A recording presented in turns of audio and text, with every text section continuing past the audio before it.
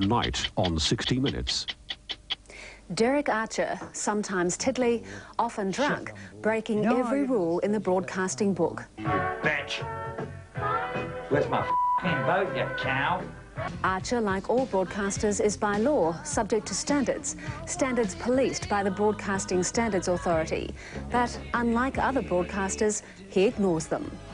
This is Pirate FM, and this is the way that it bloody is. And if they don't like it, you found the on knob, find the bloody off knob.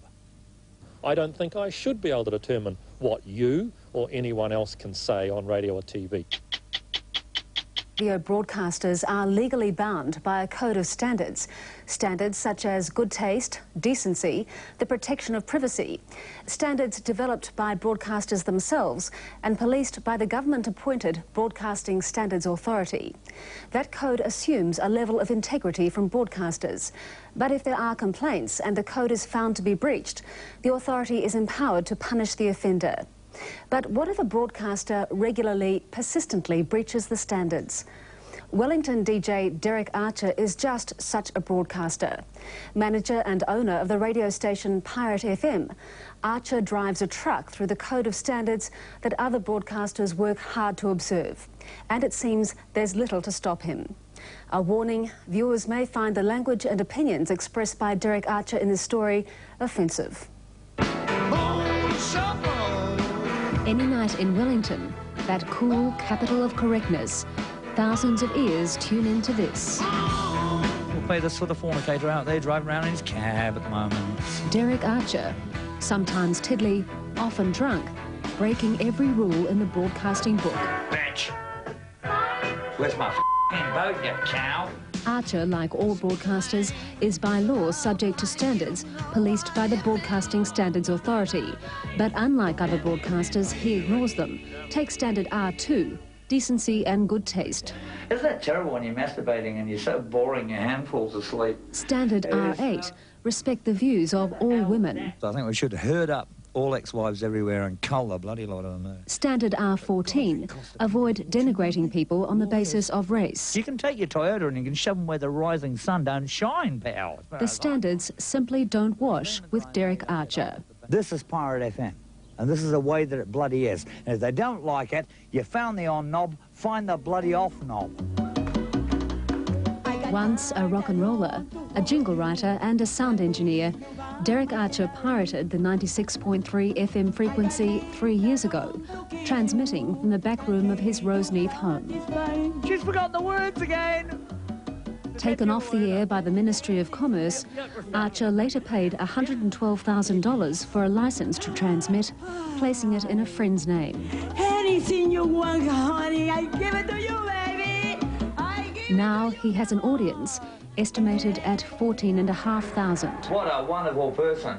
In Cuba, she's known as bait. They just tie a rope around her neck and drag her out of the bay and see if they catch a shark. No, she's fantastic. People don't want to hear the same Bob Dylan song, the same Doobie Brothers song every day. So we have a policy of making sure we try and keep away from the mainstream songs. Is there anything you won't play? Crass heavy metal, repetitive retail rubbish.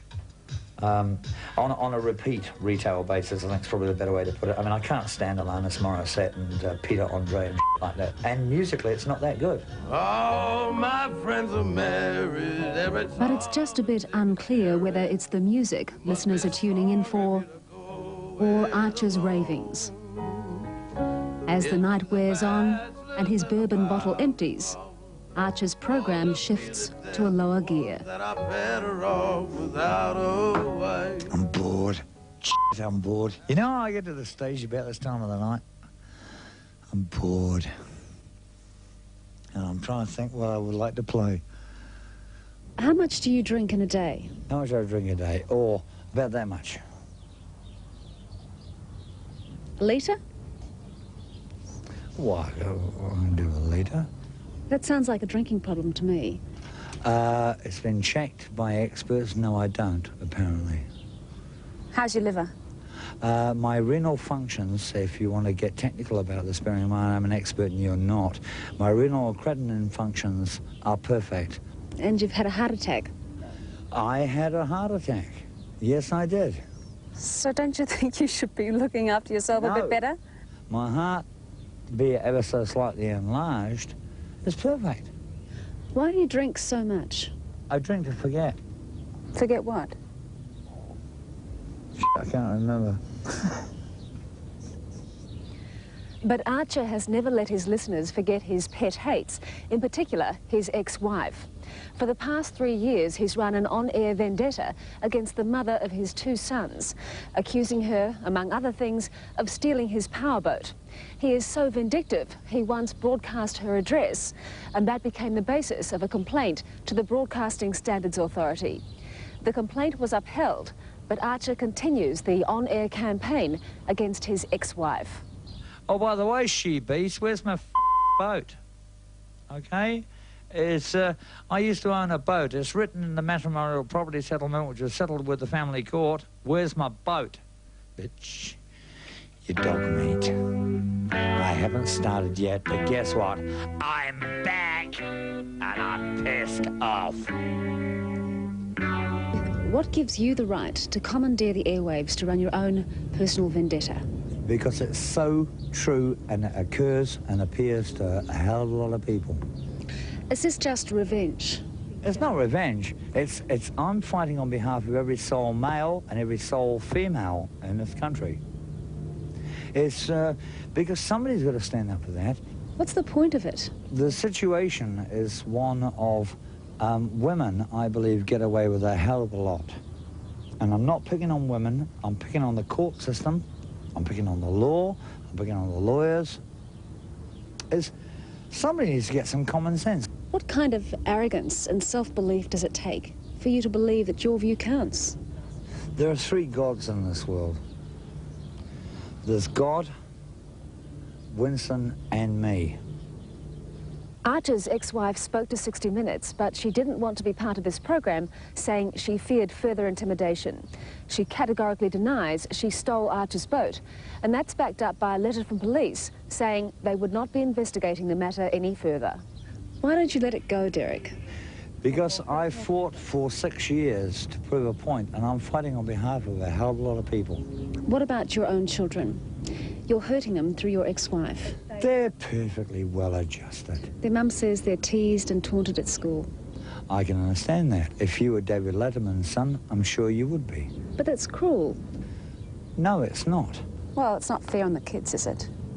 Oh, so what? I have to leave the country just because they're at a school in Wellington? Is what they've got to do is do what I did when I went through school, is learn to get their act together and take no crap. The time is 10:14. Here's our program summary up until 1:20. In pre-deregulation days, prospective licensees had to prove their good character. Hi there, teeny bobbers, and welcome once again to They had to convince the Broadcasting Tribunal of their intentions to enlighten and enrich the listening public. The word bugger, but never mind, it's out now, isn't it? Yeah. Now those lofty ideals are out the window. What a great day we're going to have here on All the it radio. takes to get a licence is money. There is an expectation that broadcasters will abide by the BSA's Code of Standards. We have a code that's issued by the authority which prohibits sexist, bigoted, offensive broadcasting. So how does Archer get away with it? The process is complaints-driven. If there are not complaints, the authority has no jurisdiction under which to act. Dr. Michael Stace, Executive Director of the Broadcasting Standards Authority. He's received 4 complaints about Archer. 2 have been upheld, including one from Archer's ex-wife. On that occasion, Archer was ordered to pay her $1,500 in compensation, an order he has yet to comply with. So why not take him off the air? That is not the authority's function. That's a political issue which you have to go back and ask the politicians whether that power should be included in the Act. It's not a power the authority is seeking. You can take him off the air for 24 hours. We could take a broadcaster off the air for 24 hours, but in view of his past behaviour, so what? He's off the air for 24 hours, and then he would be continuing to broadcast in much the same mode. When the broadcaster's behaviour is at the extreme, shouldn't the authority impose the maximum penalty? We go back to the issue of we're complaints driven. If we don't get complaints, the authority cannot act. Ahem, ahem, ahem.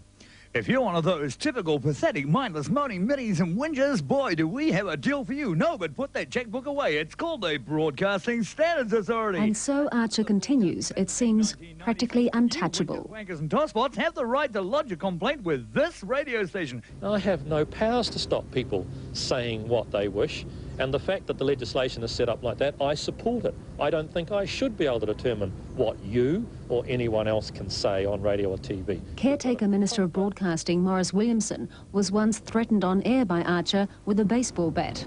Isn't the point that Derek Archer is allowed to continue on air with virtually no sanctions? No, it's not, because BSA can actually take tougher action if he continues to breach, and they can actually take a broadcaster completely off air. Something is wrong, though, if it's not happening. Well, you see, that's your judgment. My judgment is it's best to leave it to the Broadcasting Standards Authority. I have a letter here that was written by Derek Archer's ex-wife. It's a letter addressed to you, and I'd just like to read you part of it.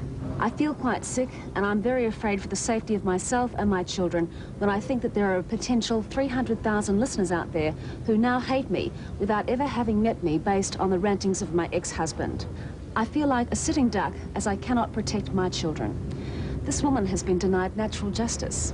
Well, you see, I think that can be covered in other areas. I think the police have some powers if someone is either using threatening behaviour or inciting others by threatening behaviour. But if police have those powers, it seems they are reluctant to use them. Earlier this year, Kilbirnie police laid 4 criminal charges against Archer relating to threatening language and offensive behaviour. But curiously, in March, those charges were withdrawn. In a statement from police, we were told it was considered to be more appropriate for the matter to be handled by the Broadcasting Standards Authority.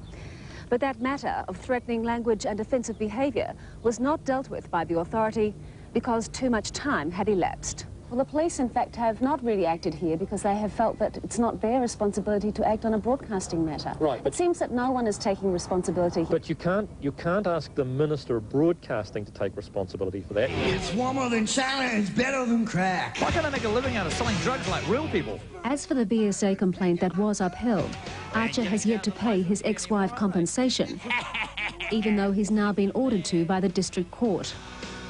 Nor has he paid $750 in costs for another complaint upheld by the Human Rights Commission. If they want to push for the apple cart, then I can't see any reason why I shouldn't go into bankruptcy, and then they'll all get nothing.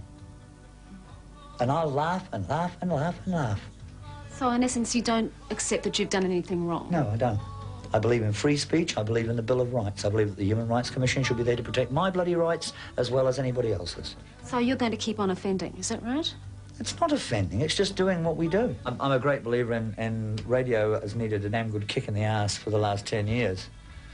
And that's the only reason why I set up Pirate FM at the outset, was that I was just so bloody bored shitless with what was actually on New Zealand radio from North Cape to the Bluff. I thought there's got to be a better way of doing it than this. Give us a break, for Christ's sake. Open your bucking ears.